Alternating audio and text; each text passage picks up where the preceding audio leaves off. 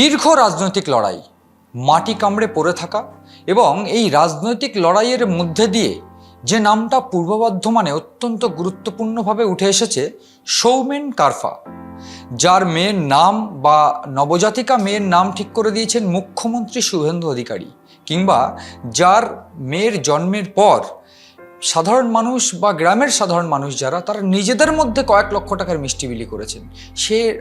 এই গোটা ঘটনার এক পয়সা কিন্তু বাবা অর্থাৎ বিধায়ক সৌমেন কারফাকে খরচ করতে হয়নি, কিংবা সরকারের 100 দিন।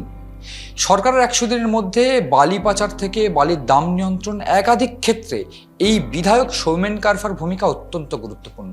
আজ এই একান্ত আড্ডায় আমরা তাকে পেয়ে গেছি এবং তার থেকেই আমরা এই গোটা বিষয়টা শুনবো, তার সঙ্গে গল্প করব এই সমস্ত বিষয়গুলো নিয়ে। প্রথমেই নমস্কার সৌমেনবাবু, এবং আমার যেটা প্রথম প্রশ্ন, আপনার এই লড়াই, অন্তত পূর্ব বর্ধমানের ক্ষেত্রে এই লড়াইটা অত্যন্ত গুরুত্বপূর্ণ। তার একটা কারণ হচ্ছে পূর্ব বর্ধমান কিন্তু তৃণমূলের খুব শক্ত গড় ছিল, সেই জায়গা থেকে বিধায়ক হিসেবে জয়লাভ করা অত্যন্ত কঠিন ছিল। এই লড়াইয়ের একটা গুরুত্বপূর্ণ দিক আপনি একটু বলুন আমাকে। না দেখুন, বিধায়ক হওয়ার আগে আমি দীর্ঘদিন ছাত্র রাজনীতি এবং যুব রাজনীতির সঙ্গে যুক্ত ছিলাম। অবিভক্ত বর্ধমান জেলায় ছাত্র রাজনীতি করেছি এবং ছাত্র রাজনীতি রাজ্য স্তরেও বিভিন্ন সাব কমিটিতে ছিলাম। পরবর্তীকালে যুব সংগঠনেও আমি কাজ করেছি, যুব সংগঠনেও বিভিন্ন একাধিক জেলায় কাজ করেছি, বর্ধমান, বীরভূম, অন্যান্য জেলার ক্ষেত্রে প্রবাসেও গেছি অনেক জায়গায়, বিভিন্ন রাঢ়বঙ্গের পুরুলিয়া হতে পারে, বিভিন্ন জায়গায় কাজ করেছি। তো সেই জন্য লড়াই, এটা তো বিধায়ক হওয়া না হওয়ার আগে থেকেই ছাত্র যুবর তরফ থেকে যখন থেকে শুরু করেছি ছাত্র রাজনীতি, যুব রাজনীতি, তখন থেকেই লড়াই। আর মূলত এই লড়াইটা জনগণকে নিয়ে লড়েছি। দল সুযোগ দিয়েছে, সেজন্য দলের সমস্ত একদম উচ্চ থেকে একদম বুথ পর্যন্ত যত নেতৃত্ব আছেন, একদম কেন্দ্রীয় স্তর থেকে একদম আমার প্রত্যেকটা বুথ, তাদের প্রত্যেকের পার্টির যারা নেতৃত্ব, কার্যকর্তা, আমার যারা সহযোদ্ধা, সহকর্মী, আমার সবাইকে আমার তরফ থেকে শুভেচ্ছাও জানিয়েছি আমি। আর সর্বোপরি দল সুযোগ করে দিয়েছে, আর মানুষ ভোট দিয়ে জিতিয়েছে। আর দল এবং জনগণের যৌথ যে উদ্যোগ বা তাদের যে সদিচ্ছা, সেখান থেকেই জয়লাভ করেছে। আমি আমার কাজ, যেটা আমার ছাত্র জীবন থেকে তৃণমূলের বিরুদ্ধে লড়াই এবং যুব আন্দোলনের পরও তৃণমূলের বিরুদ্ধে লড়াই, আমি সেটা লড়ে গেছি আপসীনভাবে। আমার নামে প্রায় 12খানা মামলা ছিল, আমি একাধিকবার আক্রান্ত হয়েছি, আমাকে মারধর করা হয়েছে। লোকসভা ভোটে যখন এখানে দিলীপ ঘোষ প্রার্থী ছিলেন, আমাদের এখন যিনি পঞ্চায়েত মন্ত্রী, উনি আমাদের বর্ধমান দুর্গাপুর লোকসভায় প্রার্থী ছিলেন। তো ওনার এখানে নির্বাচনের কয়েকদিন আগে একটি গ্রামে গিয়ে আক্রান্ত হই, আমার হাত থেকে 3খানা সোনার আংটি, কয়েক লক্ষ টাকা, সেগুলো করে নেওয়া হয়, মারা হয়। আমার নামে ফলস মলেস্টেশন মহিলা দিয়ে, আমার 55-60 বছর বয়সে একজন, আমার মায়ের থেকেও বয়সে পড়ে এরকম একজন মহিলাকে দিয়ে আমার নামে মিথ্যা মামলা দেওয়া হয়। বহু মামলা, মিথ্যা মামলা দিয়ে আমাকে আটকানো, দমানোর চেষ্টা করেছে। কিন্তু আমার সত্যি কথা বলতে কি, আমার কোনোদিন ভয় লাগেনি। আমি মানুষকে নিয়ে লড়েছি, মানুষ সেই লড়াইটাকে সমর্থন করেছেন, দল সুযোগ দিয়েছেন, মানুষ ভোট দিয়ে জিতিয়ে দিয়েছেন, বিধায়ক হয়েছি। এই সময়টা সোনার সময়, এবং ঠিক সোনার সময়ে আপনার ঘরে লক্ষ্মী এসেছে এবং সেই লক্ষ্মীর নামকরণ করেছেন মুখ্যমন্ত্রী স্বয়ং। এইটা নিয়ে আপনার আবার প্রথম অনুভূতি কীরকম হলো, যেটা যখন লক্ষ্মী ঘরে এলো এবং সেটার নামকরণ মুখ্যমন্ত্রী স্বয়ং করলেন? না দেখুন, আমি বিধায়ক হওয়ার পর কলকাতায় আমার জন্য এত পুলিশ আর এত সাংবাদিক, প্রেস কোনোদিন একসঙ্গে এত আসেনি। আমি যেখানে থাকি, হোস্টেল বা আমার ফ্ল্যাটে, কোথাওই আসেনি। নিউ টাউনেই বলুন বা এমএলএ হোস্টেলেই বলুন বা বিধানসভাতে, যখন একটা দুটো বিষয়ে প্রেস করছি আলাদা ব্যাপার। কিন্তু আমার মেয়ের জন্য 3 মাসে সে আমার থেকেও বড়, মানে তার হয়তো প্রভাব বা পরিচিতি, জানি না কেন। তো যে কোনো কারণেই হোক, ভালোবাসা আছে, আর সিএম নামটা দিয়েছেন বলেই হয়তো সেটা। তো তার জন্য যে পরিমাণ পুলিশ আর ক্যামেরা, লোকজন, মন্ত্রী, আমার বিধায়ক, আমার যারা সহযোদ্ধা, পার্টির যারা নেতৃত্ব, এত লোক এসছেন, সেটা আমার কাছে মানে অনভিপ্রেত। এবং সবথেকে বড় কথা, এখানকার ভাতারের গ্রামের প্রত্যেকটা জায়গায় এত মন্দির, এত জায়গায় মানুষ নিজেরা পুজো দিয়েছে, পার্টির লোক, সাধারণ মানুষ, তারা নিজেরা পয়সায় মিষ্টি বিলি করেছেন। এখানে আমি 1 পয়সা কোথাও কন্ট্রিবিউশন করি নাই, হ্যাঁ, এবং আমি কোথাও বলিও নাই, না কোনো এরকম ধরনের কোনো নির্দেশ ছিল। এটা আমি আমার ব্যক্তিগত, আমার পারিবারিক জীবন, আমার মেয়ে হয়েছে, ব্যাস এটুকুই। তো কিন্তু এখানে যে স্বতঃস্ফূর্তভাবে এটা হবে, এটা আমাকেও অভিভূত করেছে। হ্যাঁ, মানে আমিও এখানকার লোকেদের আমার প্রতি যে ভালোবাসা, এটার প্রতি আমি আমৃত্যু বা আমার মৃত্যুর পরেও যদি হয়তো আমার নেক্সট জেনারেশন হয়তো এই ঋণ আমাদের পক্ষে চোকানো সম্ভব নয়, যে পরিমাণ মানুষের ভালোবাসা পেয়েছি। না, এই যে সিএম নামকরণ করলেন, কি নামকরণ করলেন সিএম আপনার মেয়ের? সিএম সুভদ্রা। সুভদ্রা নামকরণ করেছিলেন। আচ্ছা, আমার প্রশ্ন যেটা সেটা হচ্ছে যে আমি এটাও যেটা জানতে পেরেছিলাম তারপর আর কি, যে সিএম নামকরণ করার পর আপনার মেয়েকে ঘিরে রীতিমতো এই গোটা বা বিধানসভা এলাকায় বিভিন্ন জায়গায় বিভিন্ন গ্রামে মিষ্টির বিতরণ করা হয়েছে, এবং আপনি যখন তাদেরকে বলেছেন যে কেন করছো এটা, যেহেতু এটা রুরাল এলাকা, একেবারে চূড়ান্ত রুরাল এলাকা, সেক্ষেত্রে তাদের উত্তর ছিল তুমি সেবা করছো, তোমার মেয়ে বড় হয়ে সেবা করবে। এই প্রত্যাশা তোমার মেয়েকে নিয়ে, এইটা আমরা জানতে খুব ইচ্ছে করছে, এটা নিয়ে কি ভাবছো? অনেকজনকে বারণ করেছিলাম এখানে, কারণ এখানে তো মূলত কৃষিজীবী এলাকা, এখানকার মানুষের গড় রোজগার কম, ম্যাক্সিমাম খেটে খায়, অল্প কিছু চাকরি, ছোট ব্যবসা, মাঝারি ব্যবসা, তো তাদের রোজগার কম। এবার কেউ যদি একটা করে, এবার আমাদের যারা এখানে পার্টি কর্মী তারাও ম্যাক্সিমাম কৃষক পরিবারের সন্তান, পার্টির যারা নেতৃত্ব কর্মী, তো তারা তাদের পয়সায় খরচা করছে, তাদের অনেকেই আছে তাদের নিজেদের সংসার চালাতেই তারা হিমশিম খান। তো এই যে অমূলকভাবে পয়সা খরচা করে এটা করা বিভিন্ন জায়গায়, এটা আমি বারণ করছিলাম যে কেন করছো, এই ইলেকশন গেছে, বিজয় মিছিল করেছো, এত খরচাই করেছো, আবার এসবের মধ্যে কেন যাচ্ছ? তো ওরা বলেছে না, আমাদের মেয়ে আমরা করছি, তোমার এসব নিয়ে ভাবার দরকার নেই। অনেক মন্দিরে পুজো দিয়েছে, আমি তো জানিই না, পরবর্তীকালে তো আমাকে পাইনি, আমার পরিবারের কোনো লোকেদের সঙ্গে আছে, তারা যোগাযোগ করে আমার গোত্র কী গোত্রে পুজো হবে এরকম আমাকে হয়তো ফোনে পাইনি, এরকম করেছে। তো মানুষের ভালোবাসা পেয়েছি, সেটার জন্য মানে এটা তো এই ভালোবাসা তো কোনো রকম মূল্য, অর্থ বা অন্য কিছু দিয়ে প্রকাশ করা যাবে না, এটা মানুষের আশীর্বাদ, ভগবানের আশীর্বাদ। একটা গুরুত্বপূর্ণ প্রশ্ন এটাও রয়েছে, সেটা হচ্ছে যে পূর্ব বর্ধমান জেলাটা এবং পূর্ব বর্ধমান সংলগ্ন বীরভূম জেলাটা কিন্তু পাচারের দিক থেকে, বা বলা হলো বালি, গরু, কয়লা এবং পাথর, এই কয়েকটি দিক থেকে কিন্তু অত্যন্ত গুরুত্বপূর্ণ জায়গা ছিল, সংবেদনশীল জায়গা ছিল। আমরা যদি ইতিহাস ঘাঁটি অন্তত গত 15 বছর সরকারের, সেক্ষেত্রে আমরা দেখেছি বা দেখব যে পাচার কিন্তু এই এলাকায় একেবারে চূড়ান্ত পর্যায়ে ছিল, রাজস্ব ফাঁকি দেওয়ার বিষয়গুলো ছিল, এবং স্টাডি বলছে গত 3 মাসে কিন্তু সেটা বন্ধ হয়েছে, রাজস্ব ঢুকছে সরকারের ঘরে। এবং আপনার ক্ষেত্রে এই বালি পাচার এবং বালির দাম নিয়ন্ত্রণের লড়াইটা কতটা গুরুত্বপূর্ণ ছিল এবং কিভাবে লড়লেন? না, আমি তো খুব মাটিতে থাকা লোকজন, আমি বিভিন্ন জায়গায় আগে যেগুলো আমি বসতাম এমএলএ হওয়ার আগেও, এখন আমি সেই সমস্ত জায়গায় বসি, আর আমার চলাফেরা, জীবনযাত্রা, মান এখনও পর্যন্ত চেঞ্জ হয়নি, আর ভগবান না করুন কোনোদিন চেঞ্জ না হয়। আমি এরকমই ছিলাম, যেরকমভাবে চলাফেরা, জীবনযাত্রা, বিভিন্ন ঠেক, আড্ডা, চায়ের দোকান, বন্ধু বান্ধব, এই যে আমার মেলামেশার স্তর ছিল, সেখানে বসতাম। আমি এখনও বসার চেষ্টা করি, সময় সুযোগ যদি একটুখানি বার করতে পারি। আর সেখানে আমার প্রতি এরকম কোনো ব্যাপার নেই, যেটা অনেক ধরনের অনেক জায়গার এমএলএদের আছে, সবাই মিলে স্যার একটা বাবু ব্যাপার একটা আছে। তো আমার সেক্ষেত্রে সেটা নেই, আমাকে যে কেউ ওপেন কিছু বলতে পারে, আমি সেটাকে মানে আমার যদি সে কেউ সমালোচনাও করে, আমি সেটাকে নেওয়ার ক্ষমতা রাখি। মানে আমার কেউ সমালোচনা করলেই যে বিরোধী, তাকে ধরে তেড়ে দিতে হবে, মারতে হবে, কিংবা পুলিশ দিয়ে অ্যারেস্ট করাতে হবে, এই জায়গা বা এইরকম বিষয়টা না, তাদেরকে আমি বোঝাবার চেষ্টা করি, বুঝিয়ে ম্যাক্সিমাম ক্ষেত্রে মিটে যায়। হয়তো দু একজন ভুল বোঝে, যারা বোঝাতে পারি না এখনো সক্ষম হয় না, আগামী দিনে মিটবে। তো সেই জন্য গ্রাউন্ডে কি চলছে তার খবরটা আমি পাই, যেহেতু আমি জেতার পর আমার রুটসটাকে আমি কাটিনি বিভিন্ন জায়গায়। তারা বলতে পারে এই তুমি, আমার বিভিন্ন লোকজন এসে বলে যে এখানে বালির দাম নিয়ে সমস্যা চলছিল, এই এখনও নির্মাণ শ্রমিক কাজ পাচ্ছে না, এই ব্যাপার, অন্য পলিটিক্যাল পার্টিগুলো তাদেরকে খেপাচ্ছে গভর্নমেন্টের এগেনস্টে, বা এই বালির দাম বেশি, এই ধরনের কথা যখন বলে আমি সেগুলো শুনতে পাই। সেগুলো যখন দেখি একজন দুজন বলছে, কিন্তু সেগুলো যখন ওভারঅল অনেক জায়গা থেকে আমার কাছে আসে, তখন সেটাকে নিয়ে চিন্তা ভাবনা করতে হয়।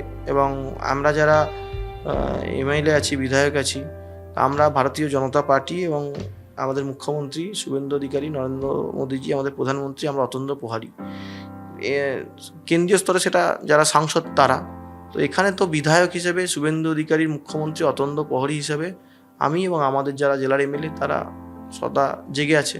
তো আমাদের কোনো কিছু হলে আমরা জানাই, দাদাকে জানিয়েছিলাম, দাদা জেলা শাসককে নির্দেশ দিয়েছিলেন, তারপরে আমরা বালির দাম বেঁধেছি। এবং এই বালির দাম যেটা এখন যেটা আছে, সেটা বর্ষায় তো ঘাট চলে না, স্ট্যাগ হয়, সেটা থেকে বালিটা নদী থেকে উত্তোলন করার পর একটা জায়গায় ক্যারিং কস্ট করে নিয়ে বুয়ে রাখতে হয়, সেটাকে স্ট্যাগ করার একটা খরচা আছে, সেটাকে রক্ষণাবেক্ষণ করার জন্য তার একটা খরচা আছে, এবং তার পরবর্তীকালে সেটাকে আবার ওভারলোডিং করে সেটাকে পেছনে আরেকটা খরচা আছে। এই কারণের জন্য দামটা বেড়েছে, একটু বিষয়। আর বর্ষাটা যখন মনসুনের পর ঘাটমাট খুলে যাবে, তো আমাদের জেলায় দামোদর আছে, অজয় আছে, তখন আরও দাম কমে যাবে বলে আমি আশা করছি।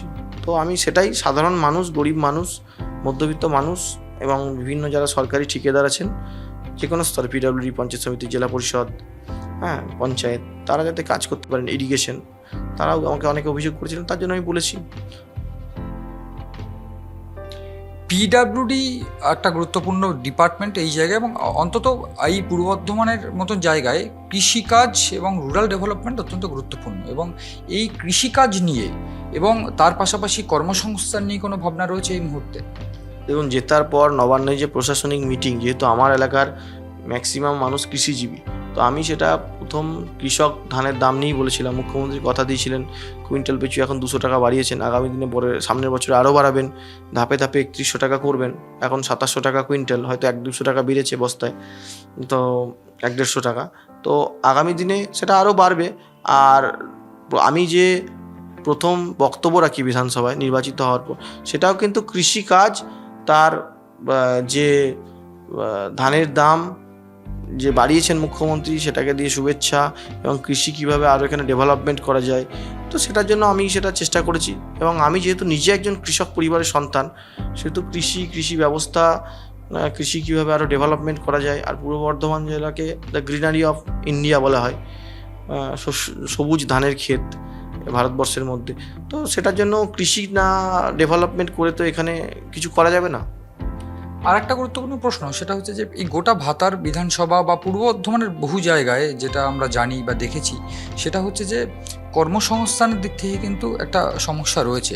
এই কর্মসংস্থান এবং রোড ডেভেলপমেন্ট, এইগুলো নিয়ে আলাদা করে কোনো ভাবনা, এবং তার পাশাপাশি এই ভাতার বিধানসভায় 14টা কিংবা 16টা, আমি যদি খুব ভুল না করে থাকি 16টা পঞ্চায়েত রয়েছে। তবে সেক্ষেত্রে এই পঞ্চায়েতগুলোকে ভাগ করে কোনোভাবে পুরসভা বা তার ডেভেলপমেন্ট নিয়ে কিছু ভাবা হয়েছে?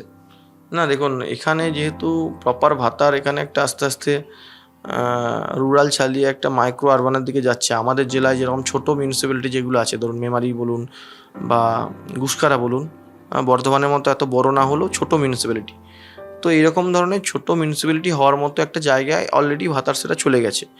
তো আমরা সরকারকে প্রপোজাল দিয়েছি, সরকার তরফ থেকে এখানকার লোকাল বিডিও সাহেবকে বলাও হয়েছে জেলা শাসকের তরফ থেকে, এবং নবান্ন থেকে সেই নির্দেশ এসছে কোন জায়গা নিয়ে আমরা পৌরসভা করতে চাই, কত এরিয়া, কত কি এখানকার লোকের এগ্রিকালচার ছাড়া কি ইনকাম লাগে, যে প্যারামিটারে মিউনিসিপ্যালিটি হয় সেগুলো ওনারা চেয়েছেন। এখানকার প্রশাসন সেটাকে করে সার্ভে করে পাঠাচ্ছেন। আগামী দিনে পঞ্চায়েত, পিএনআরডি ডিপার্টমেন্ট এবং মিউনিসিপ্যাল আরবান যেটা আছে আপনার, তারা যদি এসে সার্ভে করবে, সার্ভেতে এলিজেবল হলে এটা ভাতার পৌরসভা হবে, এবং সেদিকেই এগোচ্ছে, সব কিছু ঠিকঠাক থাকে।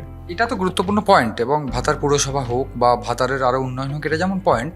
সরকার 100 দিন অতিক্রান্ত, এবং এই সরকারের 100 দিন অতিক্রান্তে আমার একটা গুরুত্বপূর্ণ প্রশ্ন হচ্ছে 3টি এমন কাজ যেটা আপনি করেছেন এবং যেটা আপনাকে স্যাটিসফাইড করেছেন তো ভাতারবাসীর জন্য। না, দেখুন, আমরা ইতিমধ্যেই এখানে একটা লোডশেডিং বড় সমস্যা ছিল। এখান থেকে ভাতারে যে পাওয়ার হাউসের সংখ্যা আছে, সেই পাওয়ার হাউস এখান থেকে অনেকটা দূরে, 7 কিলোমিটার 8 কিলোমিটার দূরে প্রপার ভাতার থেকে। তো ঝড় জল হলে যে ইলেকট্রিক্যাল যে তার হয়, সেই তারগুলো বিভিন্ন রকম গাছপালা পড়ে সেগুলো উড়ে যেত, মানে ভোল্টেজ উড়ে যেত বা বিভিন্ন লোডশেডিং হয়ে যেত বিভিন্ন কারণে। তো সেই জন্য আমরা এখানে প্রাইমারিলিভাবে যে আপনার এখানে একটা পাওয়ার হাউস করার কথা ভেবেছিলাম। তো আমার সেটা সারা দিয়ে ইলেকট্রিক ডিপার্টমেন্ট থেকে সেটার জন্য আমাকে চিঠি করেছে, এবং অলরেডি সেটা জমি আইডেন্টিফাই হওয়ার জন্য আমরা 2-3 দিন ঘুরেছি। এখানকার লোকাল বিএলও যিনি এসডিএম আছেন ইলেকট্রিকের, তাদের সঙ্গে ঘুরেছি। পাওয়ার হাউসটা মোটামুটি হবে, এই একটা জায়গা তো স্যাটিসফ্যাকশন আছে। প্রথম তো মানুষের আলোটা দরকার আছে। ইলেকট্রিসিটি আজকালকার দিনে বৈজ্ঞানিক যুগে বা যেভাবে যে টেকনোলজি ডেভেলপমেন্ট করছে, উইথাউট ইলেকট্রিসিটি কিছু করা যায় না। তো এই যে একটু সন্ধ্যাবেলা ঝড়জল হলেই রাতের পর রাত ঘন্টা পর ঘন্টা যে লোডশেডিংয়ের ব্যাপারটা, সেটাকে আশা করি প্রথম তো এটাকে করার চেষ্টা করছি, এবং যেহেতু জমি আইডেন্টিফাই করা হচ্ছে, এটা জমি আইডেন্টিফাই হয়ে গেলে এটা কাজ শুরু হবে। এটা একটা স্যাটিসফ্যাকশনের জায়গা। একটা তো করতে পেরেছি, 3 মাসে কিছু করতে পারি না পারি। আরেকটা গুরুত্বপূর্ণ প্রশ্ন, এবং সেটা অত্যন্ত গুরুত্বপূর্ণ, কারণ আমি যদি ধরে নিই সরকারের 100 দিন এবং এরপর আরও কয়েক হাজার দিন সরকারকে থাকতে হবে, সেক্ষেত্রে এভাবে ভাতারের উন্নয়নের জন্য কোনো পরিকল্পনা আলাদাভাবে কোনো ভাবা হয়েছে? না, দেখুন, এই তো পাওয়ার হাউস, মিউনিসিপ্যালিটি, এখানে একটা মিনি ইন্ডোর স্টেডিয়াম হবে, তার জন্য জায়গাপত্র দেখাচ্ছি, এবং এখানে আর বাকি যে দুটো তিনটে বিষয় আছে, এখানে স্মল স্কেল ইন্ডাস্ট্রির জন্য আমাদের গ্রামে অনেক ভ্যাকেট ল্যান্ড আছে। সেখানে আমরা যদি নতুন কোনো ইন্ডাস্ট্রি 20-22টা ছোটো ছোটো ছোটো ইন্ডাস্ট্রি আছে এবং এখানে একটা পেপার মিল আছে, তো এখানে সব মিলিয়ে যদি আমি ধরে নিই 3,000 শ্রমিক কাজ করে বা 4,000 শ্রমিক কাজ করে এই কটা ইন্ডাস্ট্রিতে, 5,000 শ্রমিক কাজ করে, 5,000 ইন্টু 3 আর 5,000 ইন্টু 4 মানে হচ্ছে 20,000 লোকের পেটের ভাত হচ্ছে। তো আগামী দিনে যদি আরও কিছু ইন্ডাস্ট্রি করতে পারি, যদি স্মল যেগুলো হয়তো বিঘের পর বিঘে করে না হলেও হয়তো ওরই মধ্যে 100 বিঘা 50 বিঘা ছোটো এরকম ধরনের, যেখানে যদি 200-500 লোকের যদি এখানে 2,000 লোকের আরও কর্মসংস্থান করতে পারি, 2,000 ইন্টু 4 মানে 8,000 লোকের এখানে কর্মসংস্থান, মানে পেটের ভাত হবে। 2,000-এর কর্মসংস্থান হলে তার ফ্যামিলি চলবে।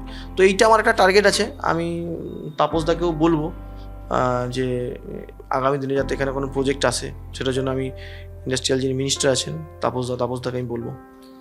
গ্রাম বাংলায়, অন্তত পূর্ব বর্ধমান বা এই পশ্চিমাঞ্চলের ক্ষেত্রে গ্রাম বাংলায় ইন্ডাস্ট্রি খুব গুরুত্বপূর্ণ। এই পশ্চিমাঞ্চলের উন্নয়নের জন্য স্বয়ং মুখ্যমন্ত্রী দায়িত্বে রয়েছেন এবং মুখ্যমন্ত্রী শুভেন্দু অধিকারী সম্প্রতি পশ্চিমাঞ্চলে এসেছিলেন এবং বেশ কয়েকটা প্রকল্পের উদ্বোধন করে গিয়েছেন। ঠিক সেই জায়গা থেকে পূর্ব বর্ধমান বা এই প্রত্যন্ত গ্রাম যে ভাতার এলাকাগুলো, ভাতার বলুন বা গলসি, দুবরাজপুর, এই সমস্ত জায়গায় এই ইন্ডাস্ট্রি কিন্তু গুরুত্বপূর্ণ অংশ। ঠিক সেই দিকেই কিন্তু এগোচ্ছেন ভাতারের এই বর্তমান বিধায়ক সৌমেন কারফা, এবং যার উপর শুধুমাত্র সাধারণ মানুষের প্রত্যাশা নেই, যার মেয়ের উপরও সাধারণ মানুষের প্রত্যাশা। এবং এইখানে শেষ নয়, যেতে হবে আর অনেক দূর, সেই লক্ষ্য রয়েছে তার। এবং তার পাশাপাশি তিনি এগিয়ে যেতে চাইছেন শিল্পকে সঙ্গে নিয়ে, গ্রামের মানুষের কর্মসংস্থান এবং উন্নয়নকে সঙ্গে নিয়ে। সেদিকেই আমরা তাকিয়ে রয়েছি এবং অসংখ্য ধন্যবাদ তাকে। ধন্যবাদ সৌমেনবাবু।